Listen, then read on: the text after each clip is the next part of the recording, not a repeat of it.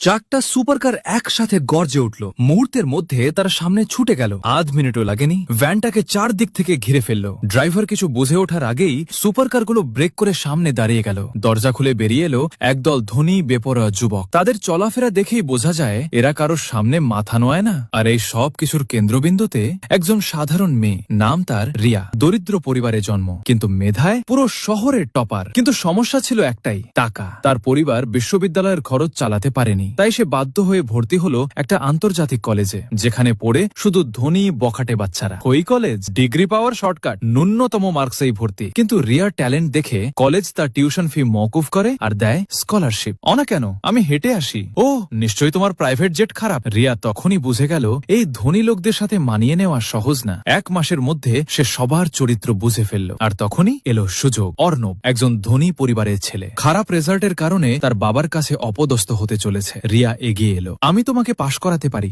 সবাই হতবাক, কারণ তখনই সে জানালো সে শহরের টপার।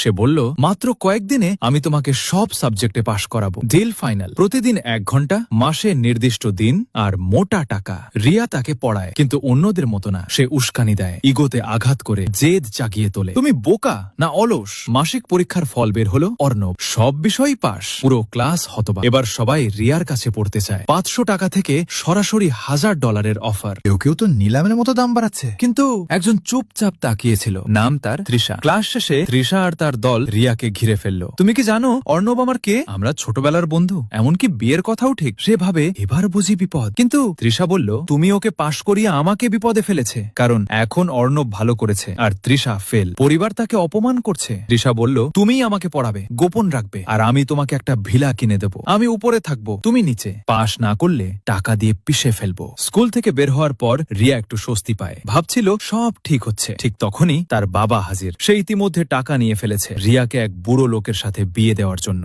রিয়া লড়াই করে, চিৎকার করে, কিন্তু তাকে জোর করে গাড়িতে তুলে নেওয়া হয়। এই সব কিছু দেখছিল অর্ণব। আর তখনই তৃষা দৌড়ে আসে। সে গ্রুপে খবর দেখে ফেলেছে, ভ্যান শহর ছেড়ে বেরিয়ে যাচ্ছে। বাবা খুশি, তুই এখন স্বামীর বাড়ি যাবি। ঠিক তখনই 4টা সুপার কার সামনে এসে দাঁড়ালো। মুহূর্তেই ভ্যানটাকে চারদিক থেকে ঘিরে ফেললো। এবার কি রিয়া বাঁচবে, নাকি তার জীবন এখানেই শেষ?